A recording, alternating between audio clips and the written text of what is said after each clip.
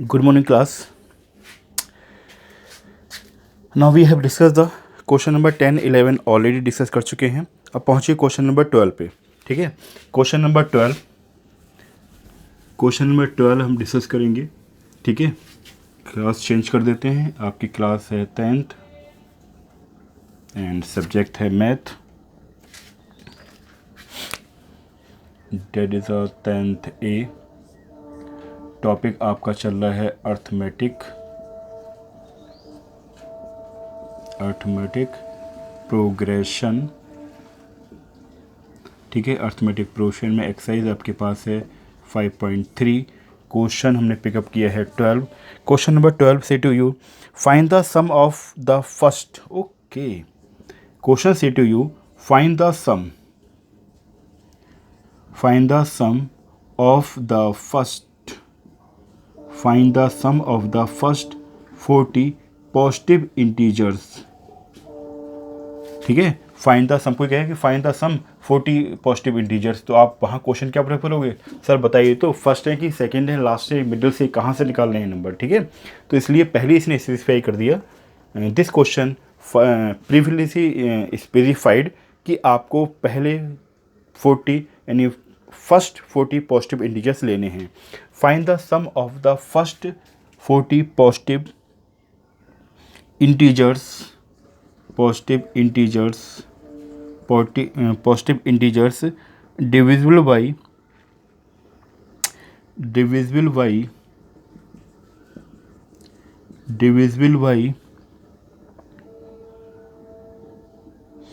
by 6.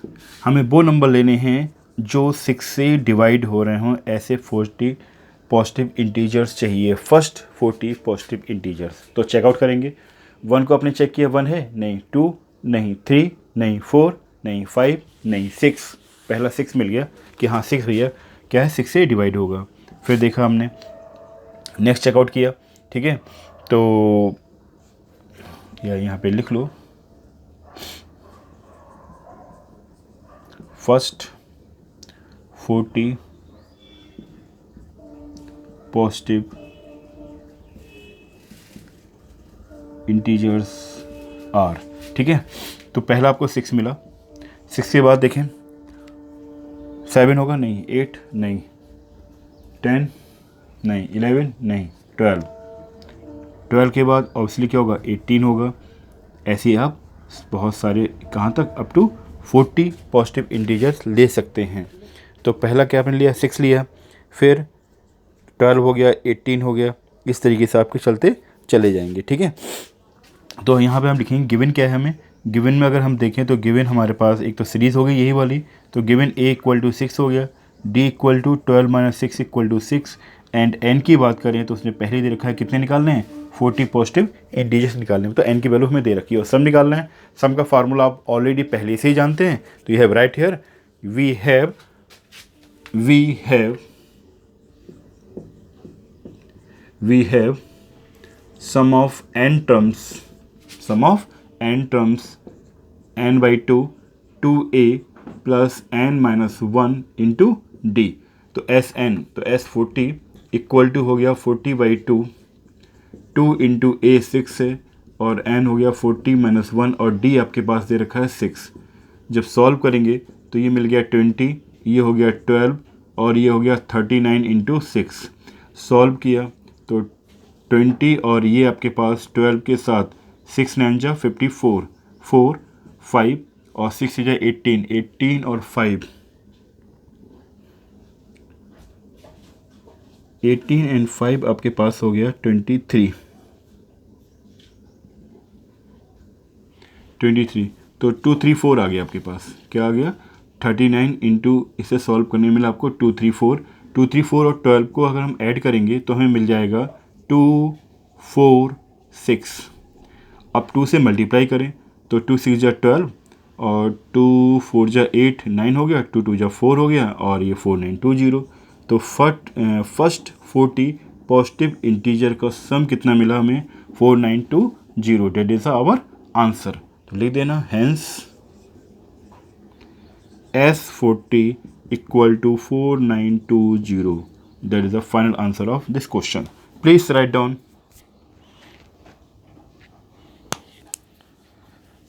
अब ये भी कह सकते हो सर हम इतना चेक करने से अच्छा है कि हम क्या 6 की टेबल को लिखते चले जाएं। बिल्कुल सही बेटा, क्योंकि हमें ऐसे नंबर्स लेने हैं, इंटीजर्स लेने हैं जो 6 से डिविजिबल हो। 6 से डिविजिबल कौन से होंगे? जो 6 की टेबल में आ रहे हैं। ओके, तो 6 की टेबल को हम लिख सकते हैं, कहाँ से रीड कर सकते हैं? 40 टर्म तक। तो हमें सारे के सारे पॉजिटिव इंटीजर्स मिल जाए, उनका सम कर देना है। बट ये ध्यान रखना, जनरली हमें ऐसा नहीं करना है कि हमने सर ने कह दिया ठीक है 6 ले लिया, 12 ले लिया, 80 अप टू हम 40 तक चलेगा और सबको ऐड कर दिया। बेटा यहाँ पे अर्थमेटिक प्रोग्रेशन मीन्स एपी का यूज़ करना है, तो आपको सीरीज तो निकालनी है। तो it is must to have write first 3 terms, ठीक है, जिसके बिहार पे ए और डी फाइंड आउट कर पाओगे आप। एन हमें दे रखा है, then apply the formula. Okay,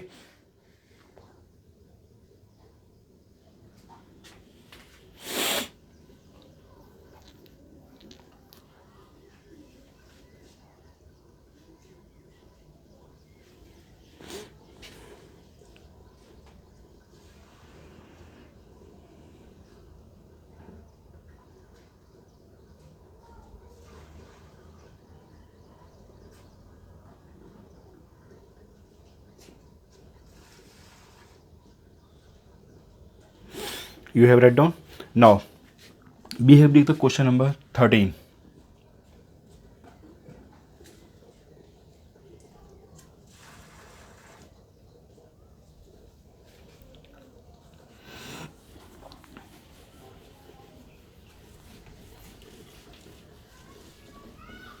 question number 13 says to you क्या कहा उसने कि find sum of the first. Okay, find sum of the first,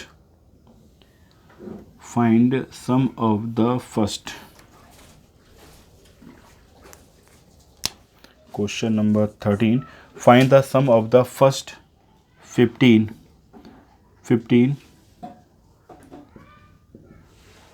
multiples, 15 multiples of 8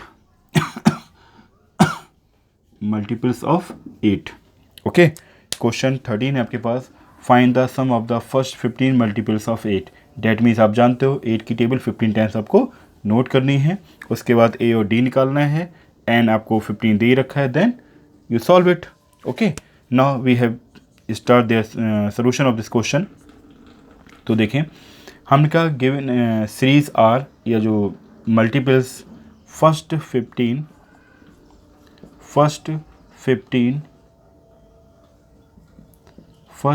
multiples of 8 are कौन कौन से होंगे? पहला 8 हो गया, उसके बाद 8 टू 16, फिर 8 three 24, then dash dash dash चलते चले जाएंगे। तो यहाँ देखिए ए इक्वल टू 8 मिल गया हमें, D equal to 16 minus 8 equal to 8, and N equal to दे रखा है 15। We have sum of N terms formula, तो S N equal to N upon two A plus N minus 1 into D. Okay, formula apply करेंगे तो S 15 N हमें दे रखा है, तो we have write here S 15 equal to 15/2, ये हो गया 2 इंटू ए हमारे पास 8 है और एन हमारे पास 15 माइनस 1 और डी हमने फाइंड आउट किया है 8। Okay, now solve it. ये आपके पास हो गया 15/2, यहाँ 16 हो गया, और ये 14 इंटू 8, और 14 8 जो आप सभी लोग जानते हो कितना होगा?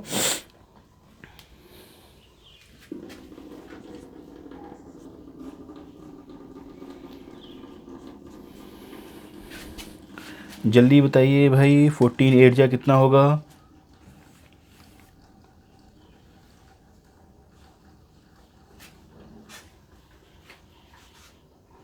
112। ओके, 14 8 जा आपके पास हो गया 112, और उसमें 16 ऐड कर देंगे, और यहाँ आपको दे रखा है 15/2, तो 16 ऐड करने पे आपको मिल गया 128। तो आपके पास आ गया 15/2 इंटू 128। सॉल्व करेंगे 2 से इसे, 2 6 जा 12 और 2 4 जा 8, तो 15 इंटू 64 की आपस में मल्टीप्लाई की हमने। तो हम जानते हैं 15 4 जा होता है 60, और 15 6 जा 90, तो हमारे पास आंसर आ गया 960। आंसर क्या मिला आपको? 960। That is the answer of our question. ठीक है, तो फर्स्ट 15 मल्टीपल्स ऑफ 8 का सम हमारे पास कितना आ गया? 960। आप चाहें तो यहाँ लिख सकते हैं कि hence first 15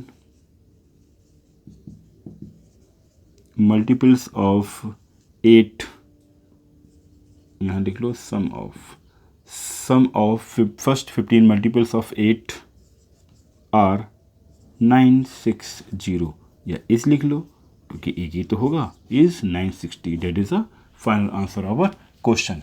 okay, please write down.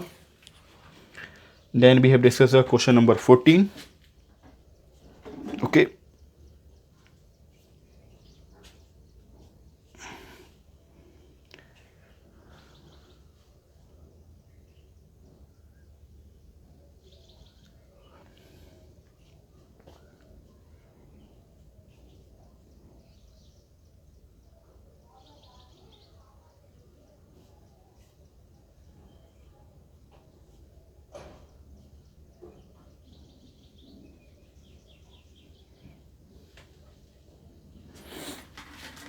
please write down fastly, then we have discussed next part.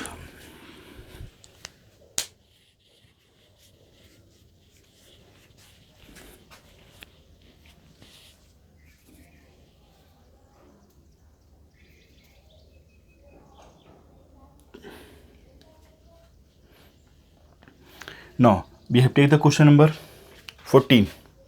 Okay, question number 14 ही होगा। क्वेश्चन नंबर 14 लेते हैं। इन क्वेश्चन नंबर 14 से टू यू व्हाट से this question 14, find the sum of the odd numbers between 0 and 50. Find the sum of odd numbers.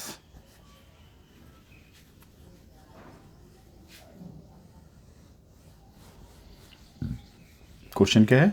Find the sum of the odd numbers between 0 and 50। हमें 0 and 50 के बीच में जितने भी odd number है उनका सम निकालना है। ठीक है, तो पहले तो हम ये फाइंड करें कि नंबर हैं कितने। तो we have write the start the solution. तो हमने लिखा odd numbers are odd numbers between 0 and 15, odd numbers between 0 and 50 are 0 50 के बीच में हम देखा कितने नंबर्स हैं। तो देखो सबसे पहले 1 मिलेगा, 1 के बाद 3 होगा, 5 होगा, ऐसे चलते चले जाए। 50 से पहले अगर हम देखें तो 49 ऑड नंबर हो गया। ठीक है, और इसके बाद तो होगा भी नंबर नहीं, तो ये नंबर हमें मिले। तो अब हमें इसके अकॉर्डिंग मिल के आ गया। देखिए ए इक्वल टू मिल गया 1, डी इक्वल टू हमने देखा तो 3 - 1 इक्वल टू 2, 2 का डिफरेंस है। ठीक है, व्हाट 50 का इवन नंबर है। 15 से पहले हम देखेंगे 49 ऑड नंबर हो गया आपका, क्यों? 2 से डिवाइड नहीं होगा। ठीक है, तो 49 तक हम जाएंगे यहाँ पे।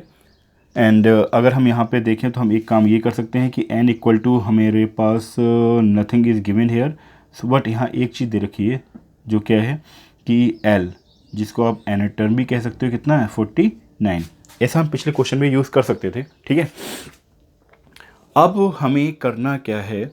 सम ऑफ एन टर्म फार्मूले का यूज़ करना है और इसे सॉल्व करना है। Okay, what there is a one problem here कि how many numbers between 0 and 50। तो इसके लिए पहले हमें एन टर्म फार्मूला अप्लाई करना होगा, वहाँ से एन की वैल्यू निकालेंगे। एन की वैल्यू निकालने के बाद ही हम इस क्वेश्चन को सम का फार्मूला अप्लाई कर सकते हैं। ओके, सो हमने यही किया। ठीक है, रफ करते हैं इसे, पीछे वाले क्वेश्चन के सोल्यूशन को करना स्टार्ट करते हैं। तो देखिए यहाँ लिखा हमने वी हैव क्या, we have from n term formula, we have sum from n term formula. N term formula के सम से हम करेंगे एन टर्म फार्मूला अप्लाई किया। क्या होता है आप जानते हो, ए एन इक्वल टू होता है ए प्लस n-1 इंटू डी। ठीक है, अब ए एन हमारे पास कितना है 49 है, ए हमारे पास 1 है, एन हमें नहीं मालूम है, बट डी हमारे पास 2 है। 49 -1 अपॉन 2 इक्वल टू हो गया n-1। इसे सॉल्व करेंगे तो कितना मिलेगा, आप जानते हो 48/2 मिलेगा जो कि n-1 के इक्वल है। ये आपके पास हो गया 24 equal to n-1, that is n equal to हमारे पास आ गया 25। ओके, क्योंकि 1 को हम जब इधर शिफ्ट करेंगे तो कितना हो जाएगा 25। तो हमें मिल गया कि 0-50 के बीच में हमारे पास कितनी टर्म्स हैं, 25 टर्म्स हैं, जिनका सम कितना होगा वो हमें निकालना है। तो apply again, we have write here, we have sum of N terms formula. तो S N equal to N upon 2, कौन सा फार्मूला अप्लाई करते हैं, ए प्लस ए एन का, क्योंकि ए एन हमें दे रखा है यहाँ पे। तो एस 25 इक्वल टू 25/2, ए हमारे पास 1 है और ए एन हमारे पास 49 है। तो आपने क्या कहा, 25/2 इंटू हो गया 50, 2 को 50 से डिवाइड किया 25। अब आप जानते हो 25 इंटू 25 कितना होता है 625। इसका मतलब आंसर क्या मिला हमें कि sum of the odd numbers between 0 and 50 are 625। ध्यान रखना, फाइनलाइज करना बहुत ज़रूरी है।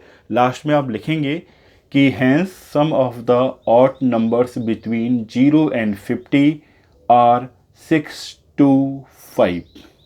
लिख रहे हैं तो आप कहोगे नहीं सर हम तो भूल जाते हैं। तो हैंस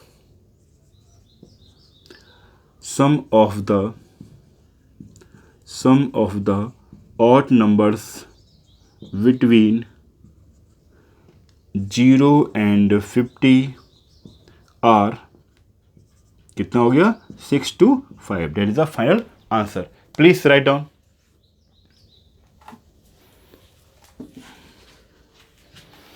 आपको पूरा टाइम दे रहे हैं नोट करने के लिए, भी आराम से नोट करते रहिए।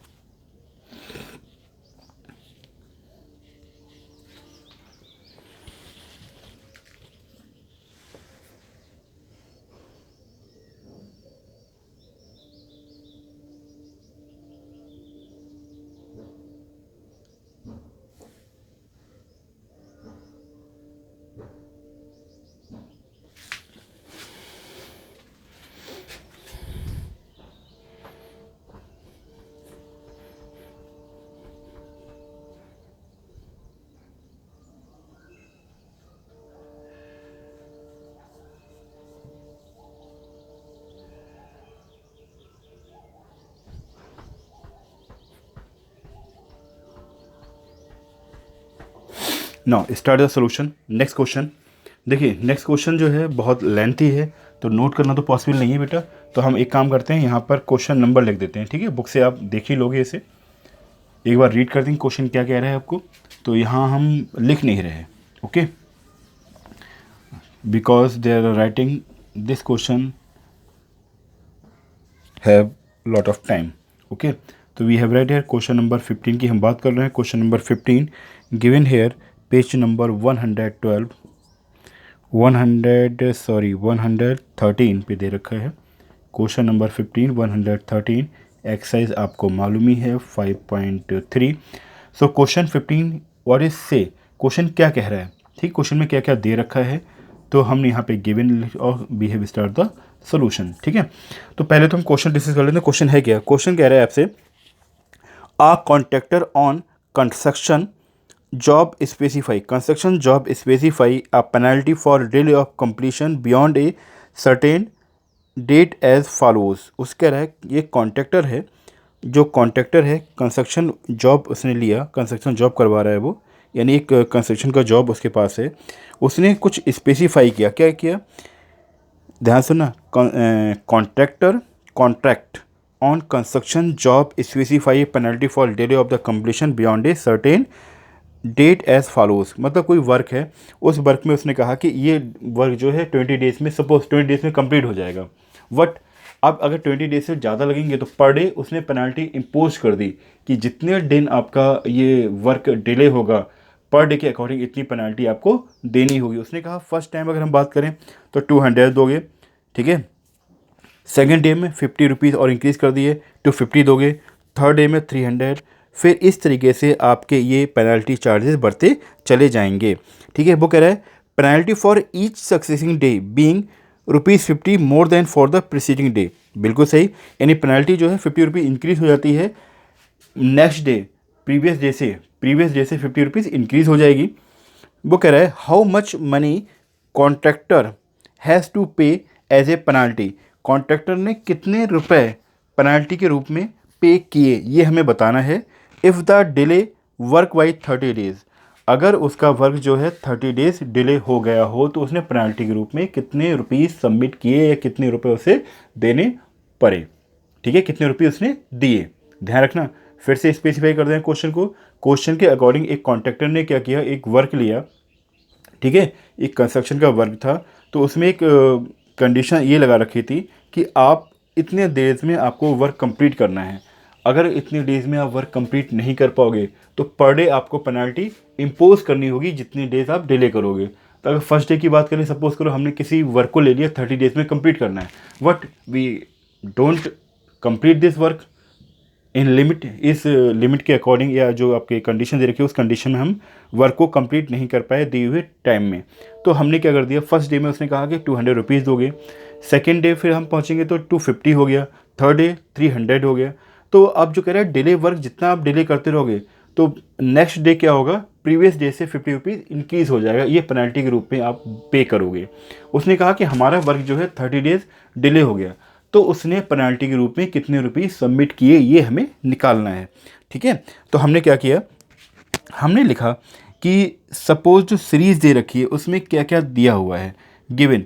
उसने एक तो दे रखा है कि हमारा जो वर्क है वो 30 डेज़ डिले हो गया, n इक्वल टू 30 डेज़ दे रखा है, ठीक है। और जो सीरीज़ हमें दे रखी है, यानी जो आपकी कंडीशन फॉर्म हो रही है, या पेनल्टीज़ एज या डेज ऑफ पेनल्टीज़ या rupees of penalties, rupees of penalty are कैसे है। उसने कहा कि फर्स्ट डे 200 रुपीज़ देने हैं, सेकेंड डे जो होगा फर्स्ट डे से 50 रुपये इंक्रीज़ हो गया 250 हो गया, फिर थर्ड डे फिर 50 रुपये इंक्रीज़ हो गया 300 हो गया, और कहाँ जाना है कब तक, अप टू 30 टर्म्स तक, यानी 30 डेज़ तक, ठीक। ये क्वेश्चन पूरा था आपका क्या कि n इक्वल टू 30 डेज़। हमारे पास जो क्वेश्चन क्या है, रुपीज़ ऑफ पेनल्टीज़ आर, अगर हम इसे गिवन में ये लिख दें इतना सफिशिएंट है फिर भी, ठीक है। क्या given rupees of penalties are 200 250 300 up to 30 days. तो अब गिवन इसका तो ये हो गया हमारे पास, तो है क्या, ए इक्वल टू हमारे पास हो गया 200, डी हमारे पास 50 हो गया, दिखाना चाहो फिर भी आप निकाल के दिखा सकते हो, 50 रुपीज़ आ गया, and that is a 50 rupees, okay. इसके बाद एन की बात करें तो कितने हैं, 30 डेज़ हैं। सम निकालना है, फार्मूला हमें मालूम है, we have sum of N terms, formula, तो S N equal to N upon 2, formula क्या होगा 2a plus N minus 1 into D, okay. अब इस फार्मूले में हम वैल्यू को पुट कर दें और पुट करके फिर हम आंसर को फाइंड आउट कर लेंगे।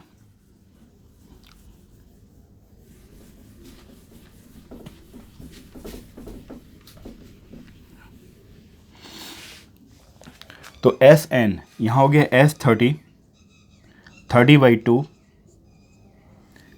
इंटू ए हमारे पास है 200 एंड 30 माइनस 1 और डी आपके पास था 50।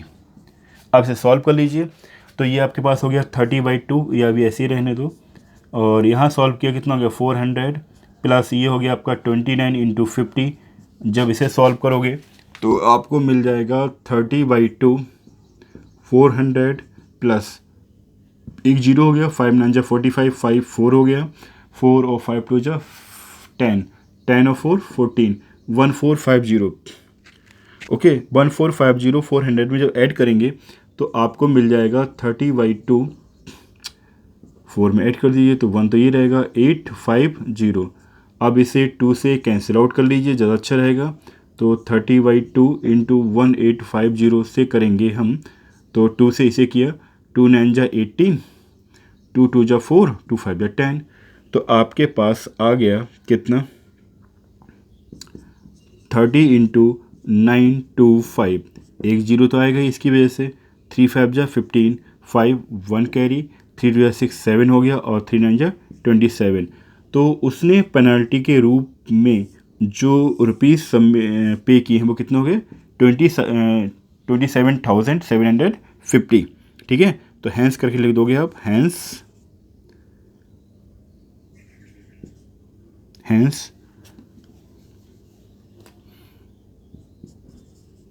Total money given as penalty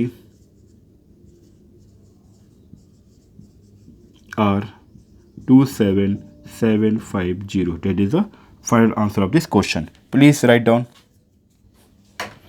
Please write down.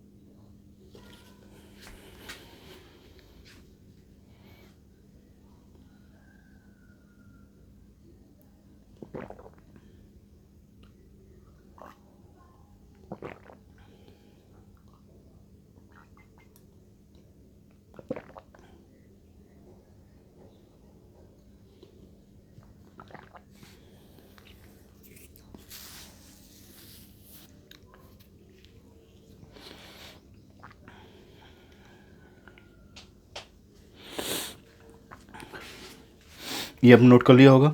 Now we have take the next question, question number 16।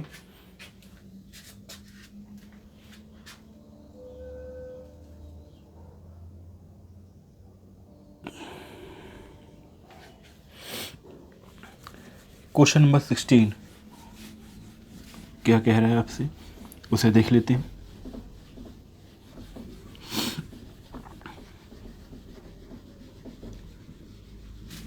देखिए, क्वेश्चन नंबर 16 से to you,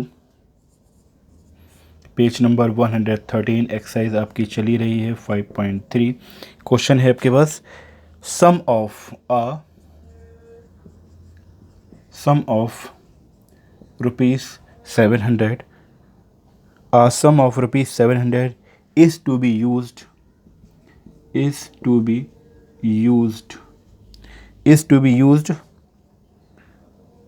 to give 7 prize, give 7 prize. A sum of rupees 700 is to be used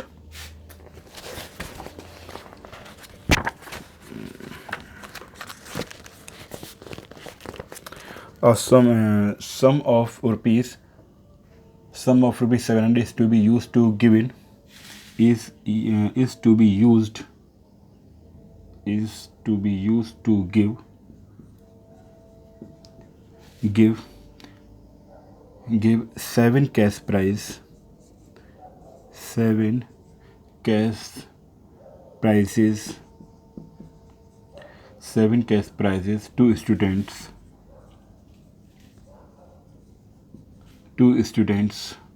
of a school. कह रहा है किसी school के student को 7 cash prize दिए गए। ठीक है, 7 कैश प्राइज कितने, 700 रुपीज़ को। Sum of rupees 700 is to be use to give 7 cash prize to student of a school for there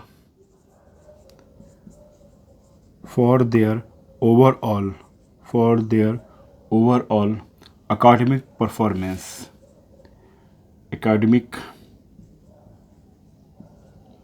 academic performance, academic performance if each prize if each price is rupees 20 less than its preceding price, its preceding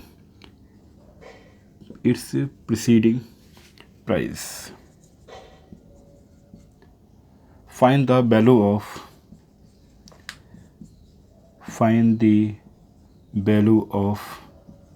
each cash price. Find the value of each cash price, हमें बताना है जो आपके पास prizes हैं. Find the value of each cash price. फिर से देख लीजिए क्वेश्चन के अकॉर्डिंग. क्वेश्चन आपसे ये कहता है find the sum. A sum of rupees 700 is to be used to give 7 cash prize to student of a school for their overall academic performance. इसने कहा जो हमारे पास 700 रुपीज़ हैं जो स्टूडेंट को हमने किसी स्कूल के स्टूडेंट को दिए उनके ओवरऑल अकेडमिक परफॉर्मेंस के बिहाफ पर. इफ़ ईच प्राइज़ जो मगर इफ़ यदि each prize is rupees 20 less than its preceding prize, अगर ईच प्राइज यानी जितने भी प्राइस हैं वो प्राइस क्या है, वो फर्स्ट वाले प्राइस से यानी पहले वाले प्राइस से क्या 20 रुपये लेस है, देन हमें बताना है find the value of each cash price कि जो आपके पास प्राइस है उसकी कॉस्ट कितनी रही. तो हम लिखेंगे लेट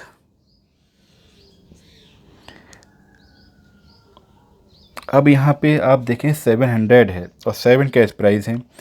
तो 7 कैश प्राइस के अकॉर्डिंग अगर इसे हम अरेंज करें तो आप अगर एक ले लें कि हमारे पास एक प्राइस अगर ए रहा हो, ठीक है, तो ए से नेक्स्ट क्या होगा A-20, फिर A-40, A-60 up to 7 cash price से आप जा सकते हैं. ठीक है, तो हमने ये काम किया.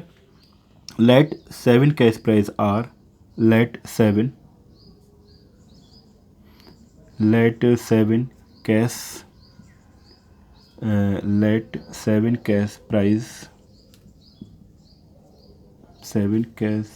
price are. क्या हमने कहा अगर हमारे पास एक प्राइस ए रहा हो तो नेक्स्ट प्राइस क्या हो जाएगा A-20, उसके बाद A-40, A-60, A-60 के बाद 80. 7 कैश प्राइस की बात हो रही है तो 1 2 3 4 5 एंड फिर A माइनस कितना हो जाएगा 100, फिर A-120, फिर A-140. तो 1 2 3 4 5 6 7 एक ज़्यादा हो गया, इतना होगा 1 2 3 4 5 6 7. ठीक है, उसने ये तो कहा कि जो ईच प्राइस ठीक है प्रीसीडिंग प्राइस से क्या 20 लेस है. देखो ये प्राइस क्या है इससे 20 लेस, ये वाला प्राइस इससे 20 लेस, ये वाला प्राइस से 20 लेस, ये वाला प्राइस से 20 लेस, ये वाला प्राइस से 20 लेस, इस वाले प्राइस से 20 लेस. इसका मतलब लेस का मतलब हो गया माइनस. ओके, कॉस्ट हमें दे रखी है कितनी 700. तो हम क्या कर देंगे अकॉर्डिंग टू क्वेश्चन, यानी ये सब किसके इक्वल होंगे 700 के इक्वल होंगे अकॉर्डिंग टू क्वेश्चन. हम वी हैव राइट हियर कि A प्लस A-20, फिर A-40 प्लस A-60, फिर A-80, देन A-100 और A-120 इक्वल टू 700. अब जब सॉल्व करेंगे इसे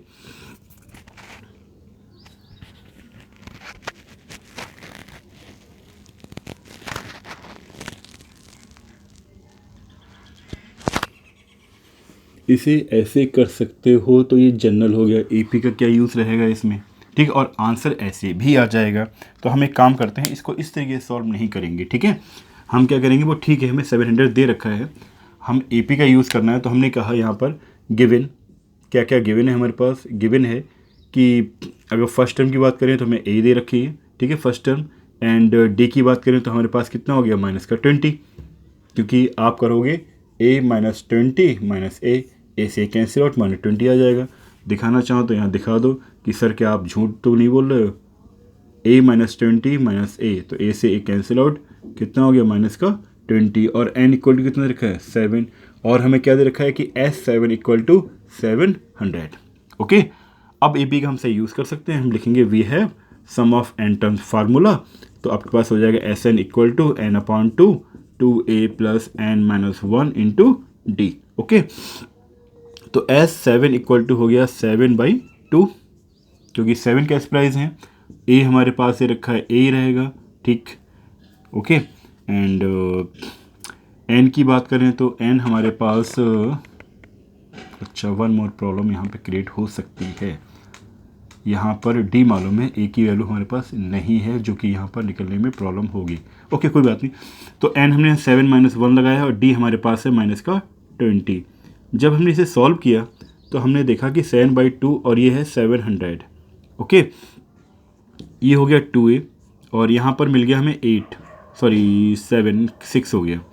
तो क्योंकि यहाँ पर n-1 6 इंटू माइनस 20 सॉल्व किया, ये आप देखोगे तो 700 इंटू 2/7, ये आपके पास हो गया 100 times equal to 2a minus हो गया 120। ओके, ये आपके पास हो गया 200 प्लस 120 इक्वल टू हो गया 2a, तो ये आपके पास आ गया 32/a इक्वल टू 1, तो आपके पास आ गया 320/2। चेक कर लीजिए, सही होगा, बिल्कुल सही है। तो ये आपके पास हो जाएगा a इक्वल टू 2 1 जा 2, 2 6 जा 12 और 0, तो हमें a इक्वल टू मिल गया 160, a की वैल्यू मिल गई। अब हम लिख सकते हैं कि hence values of each cash price are. ठीक है, क्या होगा, सबसे पहले तो 160 होगा, 20 लेस कर दो, 120 हो गया, फिर 20 लेस कर दिया, फिर 100 हो गया, फिर 80 हो गया, फिर 60 हो गया, फिर 40 हो गया, फिर 20 हो गया। ठीक है, तो आपके पास 1 2 3 4 5 6 7, तो that is the answer of this question. Please write down students.